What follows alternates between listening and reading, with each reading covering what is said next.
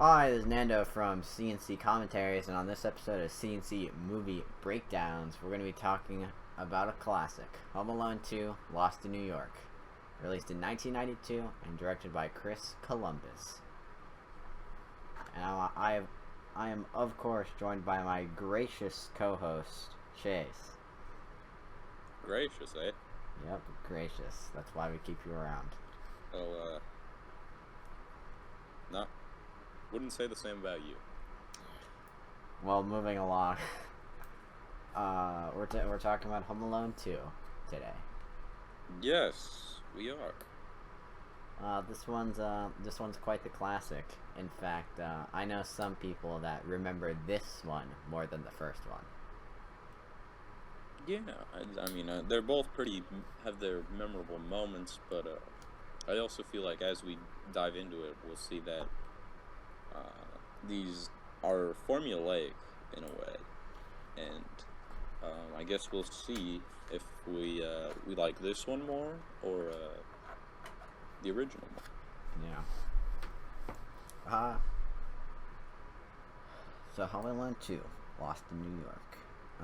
Why don't let's go into our initial interactions with this movie. Why don't you go first? Initial interactions. Mm-hmm. Well, same as the first, really. You kind of just see this when you're growing up, and this one isn't as much of a staple around the holidays for me as the first, because I feel like if you're gonna pick one to watch, you'll probably pick the first, just because it's shorter and that's more likely to be on than the second one. Yeah. But I don't have a lot of nostalgia for this movie. It was just one that was a nice counterpiece to the original, and it was interesting to revisit it. There was a lot of stuff I didn't remember and a lot of stuff I did remember, and it was all right. It was Macaulay Culkin running around New York, which is what you'd expect when they drop Kevin McAllister into New York. Yeah. So, yeah.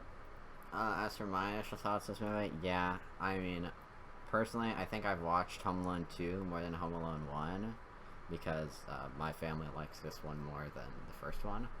So I have more memories of this one than the first one. But, yeah, it's Kevin McAllister in the Big Apple. There's some. This one's a fun movie. It's got some good performances. Yeah, I think it's just a Christmas classic. And before we dive deeper, I will give a short synopsis. Alright, Home Alone 2 was released in 1992. It's directed by Chris Columbus, and it stars Macaulay Culkin as Kevin McAllister. And this time, instead of being left behind by his family, and they go to somewhere else, he boards a wrong plane, and this time he ends up in New York while his family is in Florida.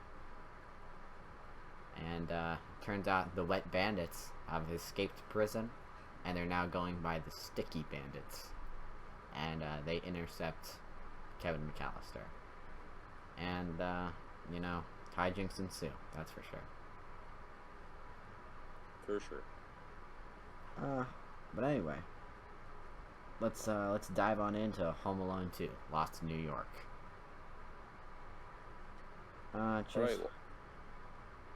why don't you walk us through our opening scene?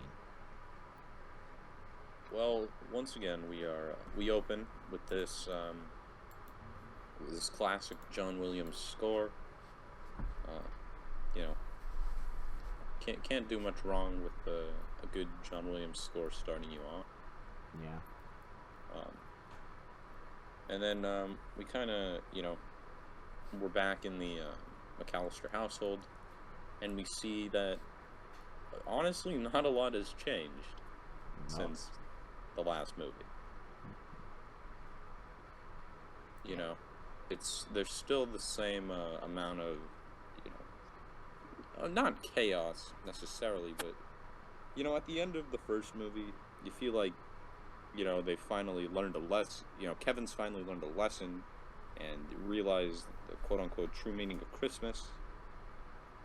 And then I feel like that's kind of washed away. Yeah. I also kind of feel that it's also kind of washed away with his mother. Because, I mean, this opening scene is basically just the opening scene of Home Alone 1. There's kind of like chaos, and there's, everybody's trying to get ready. There's a big family over. Everybody's packing into, like, moving vans. They do a head count. It's just things like that. And then Kevin gets into another fight with his brother Biff. Well, because there's like a Christmas concert type thing. Yeah. And Kevin is singing. He's a dude and then, solo. Buzz puts these fake candles under his ears. Which, first off, why would you put the two brothers right next to each other? That's just bad planning. Yeah. And so of course Kevin gets pissed off. Yeah. And so he gets into a fight with his brother Buzz, and then Buzz apologizes to his family, but it's kind of like a fake apology. And Kevin's like, I'm not apologizing, he doesn't mean it. And then he gets sent again to the 3rd floor. And,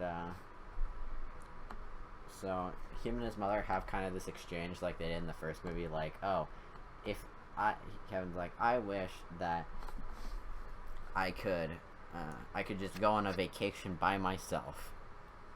And then his mother is like, oh, you got your wish last year, maybe it'll happen again. I kind of found that line weird, because it kind of goes back on their character progression from last movie. Like, the entire point of last movie was that Kevin learned that, Christmas isn't really valuable without his family, and his mother learned that, how much she needed Kevin, or how much she loved Kevin. So, yeah. They just kind of have that line, and it doesn't sit very well with me. There's another scene we forgot to mention before, the Christmas pageant. Kevin he's got to go get something from the bathroom, and then his uncle is in there showering. Mm-hmm. And it could be a little weird going into the bathroom while your uncle is showering, I imagine. But Kevin decides to pull out his recorder and record the dialogue. Yeah, Kevin has like this recorder that has really good sound quality. I mean, this recorder has like unnatural levels of sound quality. Like, it records everything perfectly with no interference. Kind of like these podcasts. I mean, Kevin would be quite the podcaster. But yeah, so then Kevin it's the next morning, and the family wakes up late because their alarm clock didn't go off. And we get that general chaos, just like in the first movie when they woke up late. And the rapid running around. Yeah, they're like running around and sped up footage. Yeah. And so everybody is like running around, they're all packing into moving vans. And this time Kevin makes it onto the van. He's actually on the van. Yeah, the mom's doing a head count, and she's like, okay, handing out the tickets, 11, 12. Kevin? And then, we get the reveal of him in the front seat. He's like, lucky I got my own ticket. Yeah. And then we get to the airport scene, and they're running through the airport because they're late for their flight. And Kevin's looking through his dad's bag because he wants more batteries for his little recorder. And he ends up just carrying his dad's bag. But then the family's moving too fast, and Kevin's still searching through the bag. And eventually, he can't. He sees a man who's dressed in identical clothes to his father, and he sees him run into a flight bound for New York. What are the odds that someone has the exact same coat on as your father? And is, generally same height and things like that. But anyway. I mean, it's kind of the family's fault again that Kevin is left behind because they're running so fast. And he's like, what, 8, 9 at this point? I think he's 10 at the time this movie comes. Like, do they really expect a 10-year-old to keep up? Keep up, like... Yeah. I just, I do like the setup with wanting the batteries from the bag and then getting stuck with the dad's bag. Because they could have just done it as, like, he was just carrying the bag already and then, got on the plane. Okay. And, so Kevin, like, bumps into this lady and spills a bunch of boarding passes, and that's why he gets onto the New York flight. And, there, he just sits on the New York flight, and, he arrives in New York. And, so we kind of get this little scene very similar to the first Home Alone, where Kevin's mom is on the plane, and she has that feeling like they're forgetting someone, and eventually the family lands in Florida. When they're going through all their bags, they realize that Kevin isn't here, and she's like, "Kevin," and she faints. Second time's a charm. Second time's a charm. And, so, yeah. And Kevin realizes that he is in New York. Well, yeah, he goes, he lands, and then he asks the lady, what city is this? Or, like, where are we? And she's like, oh, New York. Yeah. So, him and his family are separated on opposite sides of the East Coast. And, so, Kevin realizes that he got his wish, and his father's bag has, like, his father's credit card, and it's got some money in it. So, he has the funds. So, Kevin, we kind of get these cool, like, establishing shots of Kevin running around in New York. We get some shots of Chinatown and things like that. We get shots of the Twin Towers and the Empire State Building. And, I think they're really cool, just showing the scale of New York City. And Kevin's, like, all over the place, so it's neat. Well, we forgot to mention a scene where, the family arrives in Miami at the airport, and then they see Kevin's bag on the turntable, and they pick it up, and then, the camera just tracks along, the parents and the kids going from side to side to, like, pass it down to Kevin. And then, I forget the name of the little boy, but he's played by, Kieran McCulkin. And, he just looks up at these old people. And it's just a quick scene, and it's funny. The reaction shot of him, and they pass it back down, and they're like, wait, where is he? Where's Kevin? Then we get this, after those establishing shots, we get this scene with, Kevin McAllister's parents, talking to a police officer about, where to find Kevin. And, so we get these, we kind of get these, like, this kind of funny conversation where Kevin's parents are like, oh yeah, it's becoming a McAllister family tradition to leave behind Kevin. Yeah, but we've never forgot our luggage. We never forgot our luggage, but we did forget Kevin. Man, where are social services when you need them?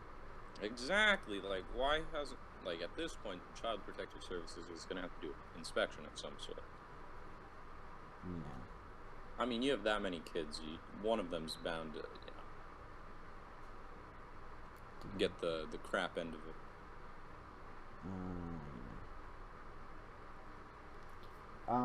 And we come to realize that his dad's credit card is in his bag, and so that'll be a way for them to track where Kevin is. If he figures out how to spend it. Yeah. But then we get the return of the wet bandits, or should I say, sticky bandits now. Well, that's what they would prefer. Yeah. They're in a, we never get explanation as to how they ended up in this truck of fish and seafood, but they're just hiding behind some fish heads. Fish heads, roly-poly fish heads. I mean, we saw in that paper, like, that they broke out during a prison riot. But they just ended up in New York. And, so, yeah, they're hiding in a fish tank. Or, not a fish tank. Like a little fish moving thing. And, we get Harry and Marv. And they're just having that, they're just, like, bantering back and forth. Harry's like, oh, it smells like freedom. And then Marv is like, and fish. But they're in New York now. And, they're looking for something to steal. I mean, they're walking along and then they just, Marv just grabs a handful of coins from like a Santa on the street. Yeah. And then it sticks to his hand, and that's how they come up with the name Sticky Bandits. The Sticky Bandits. And then, in this next scene, we get introduced to one of the scariest and most intimidating movie characters in all of cinema history. Kevin is in the park, and then he comes across Pigeon Lady. Comes across the Pigeon Lady. Now, Kevin... Now, of course, we're getting this from the... this is supposed to be shot in the perspective of a child and a sense of, like, wonder and fear with certain things. But, we get these close-ups of this lady just covered in birds, and then Kevin just bolts out of the park. And I'd probably do the same. Yeah. So, he doesn't so Kevin's just scared of Bird Lady, or Pigeon Lady. And I feel like the Pigeon Lady, again, this ties back into how this movie is kind of, formulaic. Pigeon Lady is just supposed to be like, she's basically Shovel Guy. Well, that's her character, basically. Yeah, that's her part of the story. And I actually think Pigeon Lady is more memorable than Shovel Guy. I mean... But I think that it's probably done better with Shovel Guy. Yeah, I like Shovel Guy a lot more, but I feel like due to the fact that this lady is literally getting covered in pigeons, she's probably more memorable than a man with a shovel. I mean, and I just feel like, if you were speaking for myself, but if I was a young child lost in New York, and then, I stumble upon this person once, and then I stumble upon them again later, in the midst of nighttime, I wouldn't approach them, with like, oh, hey, how you doing, type of mentality, and then follow them to like a concert hall. Yeah. Just doesn't seem very realistic. But who knows how much Kevin was taught about stranger danger? Yeah, you never know. But then Kevin wants to book a room at the Plaza Hotel. Yes. Because he saw a commercial about it on TV. And Plaza, This is a fancy establishment. yeah, Plaza Hotel is quite fancy. And so, he uses his recorder to kind of deepen his voice, and he orders a big hotel room. And this is when we're introduced to Tim Curry. Yes. He plays a staff member at the Plaza Hotel. Now, I think it's fair to say Tim Curry's the best part of this movie. He's one of the best, that's for sure. Tim Curry plays this, like... Because when you have Tim Curry, there's always, like, a certain charm to his characters, even if they're bad. And I don't even think is his character supposed to be bad in this movie, you think? I mean, he's actively trying to stop Kevin, so... Yeah, but he's trying to do his job. I don't know, he's still a villain from Kevin's perspective, so... Well, I mean, the Wet Bandit, or the Sticky Bandits are the villains. Yeah, they're the main villains. But I feel like he's just trying to do his job and make sure the hotel runs correctly and make sure that this kid isn't, doing anything wrong. Yeah. But anyways, Tim Curry's great. Tim Curry is great. But, Kevin manages to trick the lady in the front, and he manages to get access to his hotel room. And it's a very nice hotel room. Yeah, it's a exquisite suite. Yes. And we get a scene with, we're also introduced to a bellhop played by Rob Schneider. His name is Cedric. Yeah. And I'm not saying this is Rob Schneider's best performance, but there's not a lot to work with. Yeah, and he kind of shows Kevin to his room, and once he's done, he goes to leave, and then he kind of mentions, he kind of asks for a tip, but Kevin just gives him a piece of gum. Yeah. Okay. Here's my problem. Kevin's a dick. Yeah, Kevin's... First off, for various reasons that we'll get into. But he doesn't ever tip this guy. First off, tips him the piece of gum. He's like, okay, that's fine, whatever. But then he comes back again.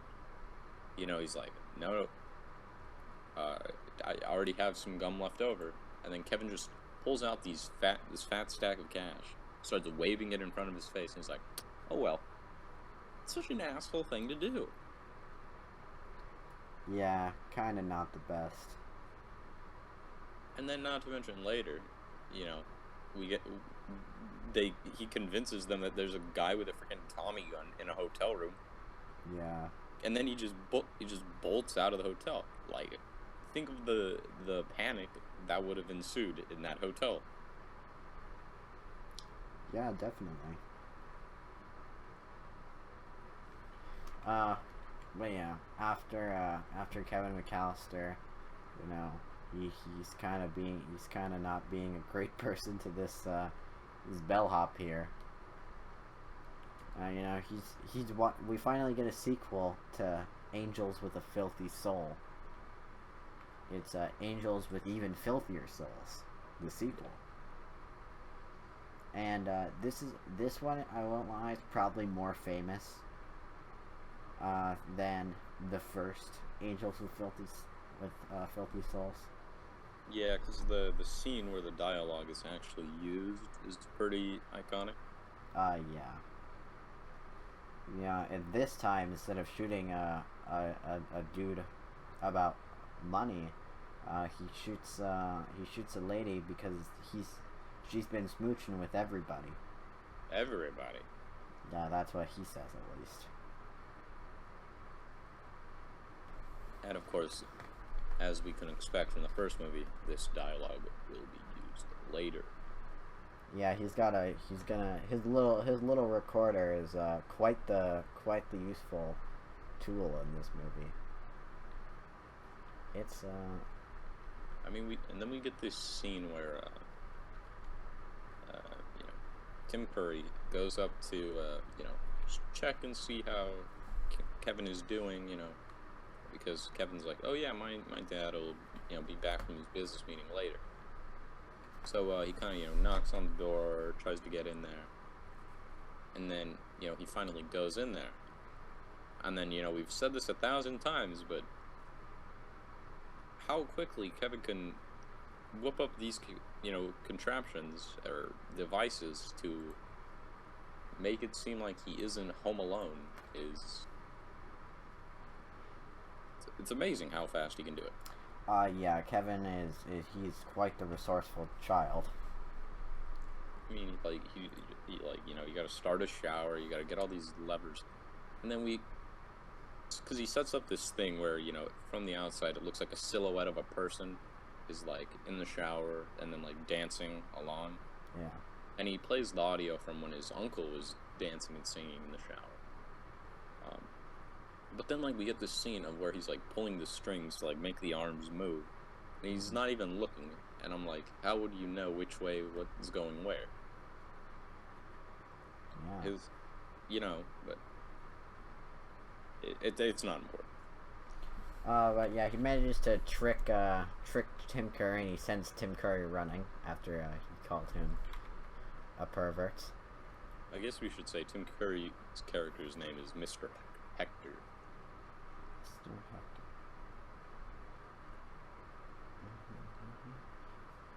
Hector. Anyway, so we kind of get this Nate scene. This is another instance of Kevin kind of being an asshole. So Kevin has like his underwear dry cleaned by the hotel, and the bellhop brings it up, and there's this funny interactions where he's like, "Oh, geez, don't flash that around here. There could be girls on this floor." Yeah. And the bellhop is like, "Oh, don't worry, I was very careful, sir." And he flashes the money, and the bellhop is like, "Oh, I have some of that some tip left over," and then Kevin like waves some money in his face, and he's like, "Oh, so you don't need this." And it's just more of Kevin being kind of an asshole. Yeah. And so then it's the next day, and Kevin's leaving the hotel, and he has another interaction with Tim Curry. He's like, Tim Curry's like, I'm sorry about all that last night. I don't know how much you heard. And then Kevin's like playing it like, my dad's pretty mad, and Tim Curry wants to apologize, but Kevin's like, no, my dad doesn't want to see your face. How would you feel if someone spied on you when you were taking a shower? I bet you wouldn't want to see them again. And so, Tim Curry's like, totally understandable, my bad. And Kevin's like, oh, by the way, is my ride ready? And then we just leave the hotel, and there's a limousine and a pizza. Yeah. Every young child's dream, I would think. Limo and a pizza. And, Kevin just kind of goes on this limousine and a pizza. And, this limousine is, quite nice. Very nice. And, eventually, then we cut to the Sticky Bandits. They're skating. They are skating. Well, at least Marv is skating. Marv is ice skating. And that's when Harry thinks like, okay, we could rob the toy store. And of course, that's when Kevin pulls up in front of a toy store. And Okay. This is a pretty big toy store. Yeah, this is a massive toy store. This is probably every kid's dream. So we get this scene of Kevin looking around the toy store, looking at like Santa's workshop and whatnot, and then he picks some items to buy, and then he has this interaction with this man at the counter, and they're talking, and they're like, oh wow, the owner must be real glad he has this place, all this stuff, right? Mm-hmm. Mr. Duncan, and then Kevin decides to donate some money to the local children's hospital, and because of that he gets to pick one item from the tree, and he picks 2 turtle doves. 2 turtle doves. And then as Kevin is leaving the store, he sees this big portrait, and he realizes, oh, that was the owner of the store, Mr. Duncan. Yes. And so it's just a nice, heartfelt interaction between the two of them. I mean, I think it's safe to say this now, for me at least. I feel like this movie kind of like drags on, and it like is a little too long. But like, I don't think that's the movie's fault necessarily, because like, you put Kevin McAllister in New York, you're gonna want him to go do New York things. Yeah. But I feel like it does drag at points. Yeah, I'd probably agree with you. This movie does kind of drag. Like, I don't necessarily. I mean, more towards the third act. Yeah. So after this interaction with Kevin and the toy store, he gets his turtle doves. Those will come in later. And it's just, I really like the toy store in this movie, and I think that it makes a really good. First of all, I think it's designed very well. I don't know if this was filmed on a real toy store. Probably. But yeah, I think the toy store is probably one of the most famous parts of this movie. Especially when Harry and Marv break in. I don't think it's one of the most, famous things from this movie. Oh well. But eventually, Harry and Marv see Kevin McAllister, and Kevin starts running, and they start running after him. I feel like if I was in this Sticky Bandit's shoes in that position, I wouldn't even want to mess with this kid anymore. Yeah, they kind of got their ass kicked by this kid. I don't know why they would want that to happen again. Yeah, exactly. Like, they really think it's gonna go better a second time, and then he's grown a little older, maybe can do more stuff. I would just, go along my merry way and maybe pick another kid to mess with. Yeah. But once again, we get this scene, this interaction between the two of them, or 3 of them, and then, Kevin just yells and runs. Mm-hmm. And so they chase after him, and then, Kevin is able to just quickly buy these necklaces from a street vendor, and then break the pearls and then throw them on the ground. Yeah, and that trips up Harry and Marv, and then Kevin runs back to the hotel, but Tim Curry stops him, and he's like, "That credit card you have is stolen." And then he tries to chase Kevin, but Kevin manages to evade the hotel staff, and he manages to get to his floor, and he tricks the hotel staff with the movie Angels with an Even Filthier Soul, and he makes the hotel staff get on their knees and tell him he loves you, or he loves him, and he makes all the hotel staff run away, and he makes everybody, including a police officer, believe that a real Tommy gun went off. I mean, this is the best scene in the movie, I think. Yeah, this is my favorite scene. This is probably my favorite scene too.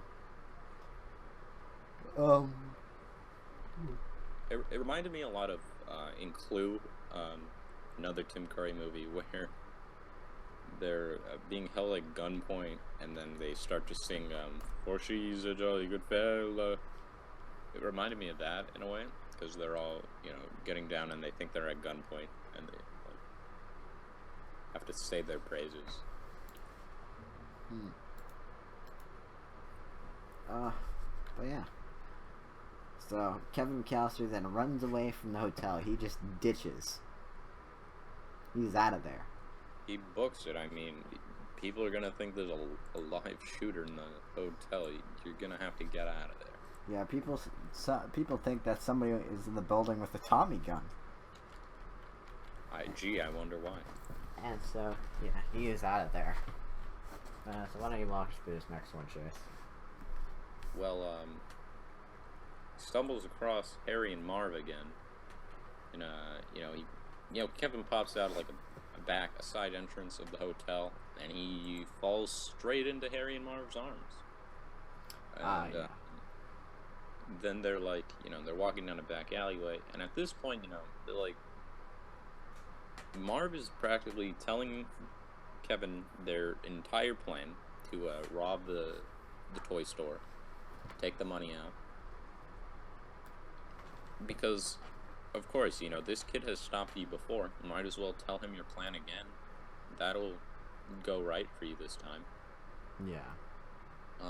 So they're just, they're walking along with him. And, Harry is talking about, we're going to kill you. We're going to put you on ice, kid. Which, Harry is all talk and no game. Yeah. But yeah, so now Kevin knows their entire plan. And tell me, how does Kevin get away from these sticky bandits? Well, he hops in like this little it's like a chest or like a seat on a horse-drawn carriage in the park, and then he just hops into that, and then Harry and Marv lose him because there's tons of kids all around. They're like, is this him? Is this him? Kind of just picking up random kids and shaking them. Yeah. Which must be a traumatic experience for that child. But then they lose him, and Kevin makes his grand escape in the carriage.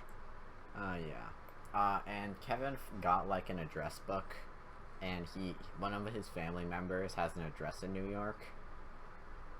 So of course. He makes his way there. But he comes to find that the place is completely abandoned. It's all like decrepit and stuff. And it's just quite the sad place. Obviously nobody's been living here in a while. Yeah. Do you think this movie would have been better if they, instead of just shoehorning in this random house of a family member, they actually made it so that he had to ward off the sticky bandits in the hotel? Either in the hotel or in the toy store? The toy store. I feel like that would be better. Yeah. I definitely feel like that. We don't even get a lot in the toy store, but I feel like you could do some interesting contraptions of some sort. Yeah, you could make death traps completely made out of toys. Yeah, an explosive teddy bear. Yeah. But I feel like, if they stuck to the whole hotel thing, I feel like that would be...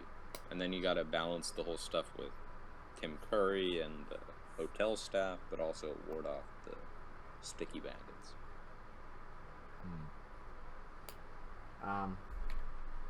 Yeah. So, he has this kind of abandoned house, and this is where the main traps are going to be. This is where stuff's going to go down. But Kevin's just kind of wandering the streets, and eventually he makes it to the park, and he talks to Pigeon Lady again. Because of course he does. And him and Pigeon Lady have kind of a neat experience. They're just talking to each other, and eventually they go to this. What's the place called? Do you remember? Oh, well, it's like a orchestral room. Yeah. I don't think it's the New York Philharmonic. No, it's like an orchestra. Yeah, but it's some sort of orchestra, and for some reason the Pigeon Lady just has access to this place and is able to just go into these side rooms. No, yeah, she's kind of in a little room on the roof. Yeah, the rafters. Yeah. She's I've heard all the world's greatest music here. And then they have a weird conversation about love. Yeah. I don't feel like this is necessary. I don't feel like there's a good payoff for this. Yeah. I don't necessarily see that either, but I feel like this scene is supposed to be the one that mirrors the scene with the shovel man in the church. Yeah. But I don't think it lands as well as that one. I don't know. It's just not as heartfelt. But anyway, Kevin and Pigeon Lady, they talk about good deeds, and Kevin's expressing guilt about how he wished again that he wouldn't have a family for Christmas, and this Pigeon Lady's like, oh, you have to just do a good deed, and since it's Christmas, your good deeds will count for extra. So Kevin takes this advice to heart, and he thinks for his good deed, he's going to have to save the toy store. Which I would hope he would have warned authorities beforehand. Yeah, that's another thing. When Kevin actually makes a plan to stop the toy store, he doesn't call the police. Yeah, why doesn't he just call the cops? He knows the exact time and day they're gonna try and rob the store. Yeah, he could just set up a sting operation. But anyway, I mean, if we're going by movie logic, the cops probably wouldn't believe the kid. But, yeah, probably. But I mean, he did make his voice deeper. He could have just told them over the phone.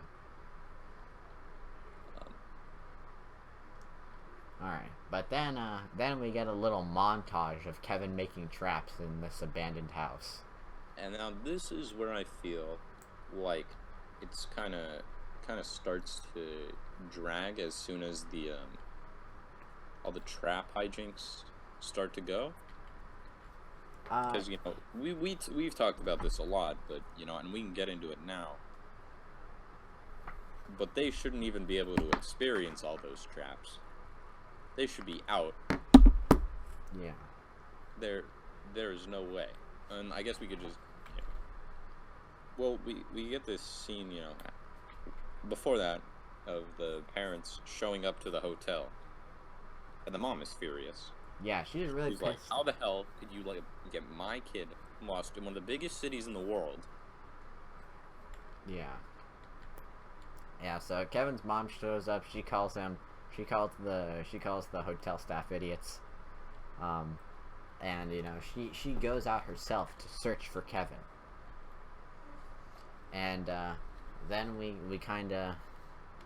cut to the toy store. Henry and Marv, they're Henry? Harvey? Harry. Harry and Marv. So Harry and Marv are raiding this they're raiding this toy store. They're stealing all the kids, the children's hospital. Stealing all the kids. They're stealing all the children's hospital charity money, which is a really shitty thing to do. And through the window, Kevin takes their picture. Yeah. And And then he's kind of like contemplating throwing a brick through a window. yeah. And he does throw a brick through the window to set off the alarm. So then he starts running, and Which I don't. Why didn't this? This is a pretty nice toy store. Why you'd think it would already have a security system inside. Besides, like, the windows. okay. Like maybe some cameras or something. But anyway, the sticky bandits, they start chasing, and Kevin made a trap right outside the window, and this trap sends Henry flying. Harry flying, and he just he smashes into a car. And I think that the traps in this movie are a lot more brutal than the first ones. Oh yeah, for sure. Yeah, like we see friggin' Marv later get electrocuted so hard we see his skeleton. yeah, and in the previous movie, an argument could be made that the wet bandits would live, but in this movie, no way. there's no way that both of these guys live. Like, these guys should be totally dead, Or at least unconscious after like one or two traps. yeah. These guys are juggernauts. But anyway, we get to one of the more famous scenes in the movie, and that's the brick scene. Yeah, this is another really good scene. So, Kevin's on top of the abandoned building that he discovered, and Harry and Marv are they're looking up, and Harry's like, "All right, we'll make a deal. You give us those pictures, and we'll leave you alone." And so Kevin's like, "Okay," and he starts throwing bricks at them, and Marv catches like 4 bricks to the face. Yeah, and Kevin's got some good aim. Yeah, so Marv should already be dead. Marv, he just took 4 bricks to the head. And 4 bricks to the cranium. Well, because he keeps trying to hit Harry. Yeah. And then, Harry's moving, and then they just keep hitting Marv. And Marv is like, just wiggling on the floor. Yeah. And so eventually they're like, screw it, and they try to go in. And Marv tries to open the front door, but the door handle is like connected to a staple gun, and Marv kicks like 4. He gets hit by staples like 4 times, and then Harry's going to the Back alley. Yeah. Nothing good happens in a back alley. And he tries to climb a ladder, but he finds out that the ladder's covered with kerosene, so he just slams back into the ground. Then Marv falls down a floor because Kevin like hollowed out the floor in front of the door.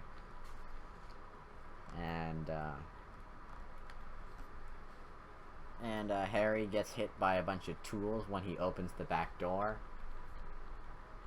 And you're just getting all these, rapid fire hits to the face and to the head. Yeah. Both of them slams to the ground, slam to the back of your head, falling on, concrete or whatever.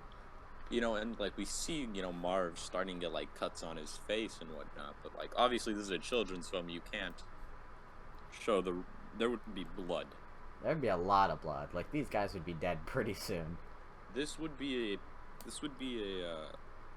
Paul Thomas Anderson film starring Daniel Day-Lewis, because there will be blood. Yeah.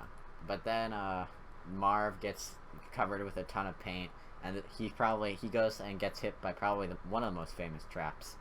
He tries to turn on some water, but it electrocutes him. Electrocutes him so much that we get a cool little shot of his skeleton. Yeah. Remember back in the day when they used to show skeletons after you were electrocuted? Yeah. Then we get another pretty famous one. It's where Joe Pesci he gets his beanie and headset on fire, just like in the first movie. But this time he sticks his head into a toilet, and I think this toilet was filled with kerosene. Yeah, because he just gets this massive explosion filled with smoke. And he does, like, lifts himself up into the toilet, does this crazy headstand. Yeah, he thought, like, look at that upper body strength. But, he pulls his head out of the toilet. He is covered in, like, soot and dust all over him. Yeah. And he can, like, barely stand. He's, like, it's just not good. Marv is, like, jittering and can barely walk. Just it doesn't make a lot of sense how they are able to walk. Alright. And then they get to the stairs. And Kevin's gonna try a classic. He tries the paint cans again. But the sticky bandits see that coming. And they dodge the paint cans, but what they don't dodge is this, like, I don't even know what it is. It's like this giant wooden thing, and it hits them both, and it sends them all the way to the basement floor, and they both get hit with it, and Kevin cuts it so it falls on them, and they try this. They get back up and they try the stairs again, but this time Kevin sets like this toolbox. Yeah.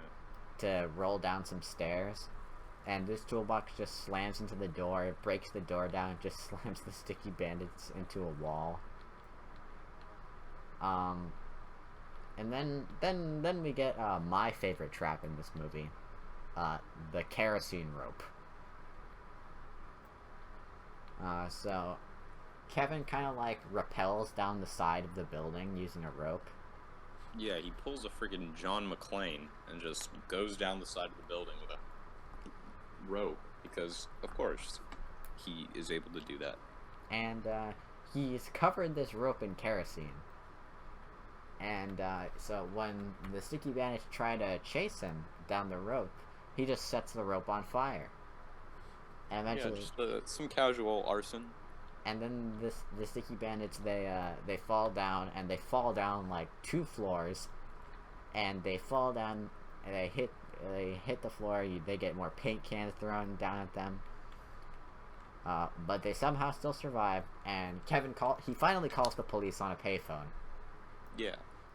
And Kevin's booking it to the park, but on his way there, he trips and falls on the ice, and the sticky bandits catch up with him. And and I just want to say, like, don't get me wrong, everybody loves the various traps in both Home Alone movies. And obviously that's kind of one of the main things you go to see in a Home Alone movie. Yeah. But I feel like this scene of all these traps on them does run a little long. Because I feel like, obviously it's a movie, but I feel like even then you don't feel like this is, it's purposely outlandish. Yeah. But I feel like, wouldn't feel like it would go for this long. And I feel like, okay, this happens. Eventually, to a certain point, I feel like the audience is thinking, like, oh, this has to be done now, right? There can't be more traps. And then, of course, they keep coming and coming and coming. Yeah, it definitely does run a little bit. But then the wet bandits, or the sticky bandits, they take Kevin to the middle of the park, and Harry takes out this gun, and he's threatening to shoot Kevin with it, and but I don't know why he wouldn't have done it earlier, and in the house. And Marv is looking around and he's seeing all these pigeons on the trees, and they're kind of getting surrounded by pigeons. And he's like, he tells Harry, like, I don't like this. And then Pigeon Lady comes out of nowhere, and then she tells Kevin tells Kevin to run, and Harry's struggling to cock his gun so he can shoot her, and she just pours like pigeon food all over them, and of course they're covered in paint, so it sticks. And these guys get absolutely swarmed by pigeons. Yeah, at a certain point, I thought that the pigeons were just gonna surround him and they were gonna fly off into the night sky. Then Kevin sets off some fireworks, and then the police arrive. And, Very, very Deus Ex Machina. and Kevin leaves the photos, and he leaves a tape. I think it's labeled "Bad Guys Saying They'll Kill Me." And then Marv, being the dummy that he is, he immediately tells the police their entire plan. And their names and their old moniker. Yeah. And we cut back to this scene of the mom talking to a police officer. Mm-hmm. And then, it's kind of like, what are you doing out this late on Christmas Eve? And she's like, I'm looking for my kid. And then he's like, New York is a big city. It's going to be like a 1 in a million chance to find him. And then she's like, are you a parent? And then she's like, yeah. And it's like, I'd probably be doing the same exact thing that you are. And then we get this scene at the big Christmas tree. Because we know how much Kevin loves Christmas trees. Yeah. And his mom, or Kevin's mom and Kevin, they meet back up at the Christmas tree. And they hug, and it's a grand old time. And they have this heartfelt conversation about Christmas, and eventually him and his entire family, they meet back up at the hotel, and it's Christmas Day, and Kevin actually sees Pigeon Lady, and he goes down to Pigeon Lady, like outside the hotel, and he gives her the turtle doves that he got from the toy store. Because friendship. Yeah. And then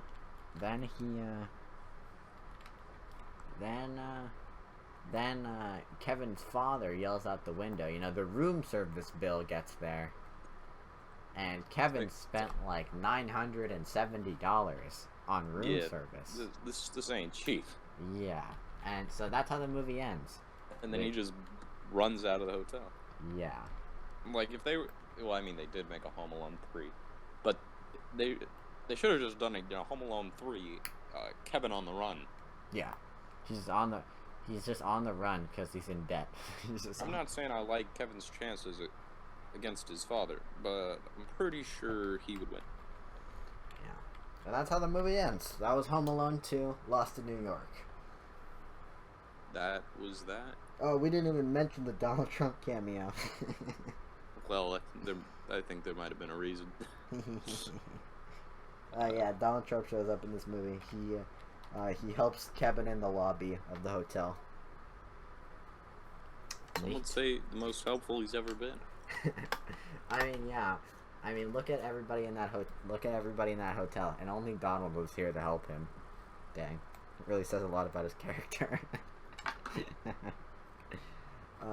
The real villain of the movie. But anyway, yeah. Why don't we wrap it up with some final thoughts and ratings? I'll go first. So Home Alone 2, do I think it's better than the first one? No, I don't. While I do like the setting of New York better than Kevin's just home, I think that everything was just executed better in the first one. I think the traps are better in the first one, and I think that I don't know. The second one is very formulaic. Like, definitely like what's going to happen in the second one if you've seen the first one. So I just think the originality of the first one adds to its experience. And I like Shovel Guy a lot more than I like Pigeon Lady. Who would win in a fight? Pigeon Lady versus Shovel Man. But yeah. I'd probably give Home Alone 2, Lost in New York, a solid 6 out of 10. Not the greatest, but not the worst. What about you, Chase? Well, do I like it better than the first? No. And I think this kind of just came to me, but I think the reason why is because, well, for various things besides the ones I've listed, but one of the also main reasons is I think this one doesn't feel as Christmassy to me. You know? Mhm. Like, I don't know if you feel the same way about it, but when I think of Christmas movies, I think of Home Alone before I think of Home Alone 2. I feel like this is more kind of like more fish out of water for Kevin McAllister than like focusing on Christmas and like the meaning of Christmas. But there's a lot of good moments in it. My only main problem with it is the runtime. I feel like it doesn't need to be 2 hours. And also the just no way that the Sticky Bandits would be alive. And it's just it's a fine film. It's all right,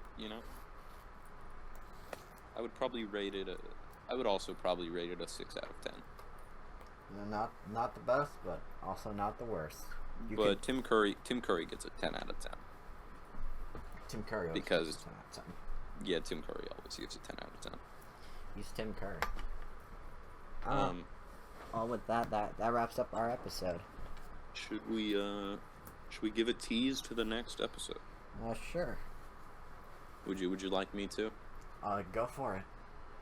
All right. Well, we have a special episode next time. We are going to be talking about another Christmas film, of course, but this time we are going to be joined by a guest.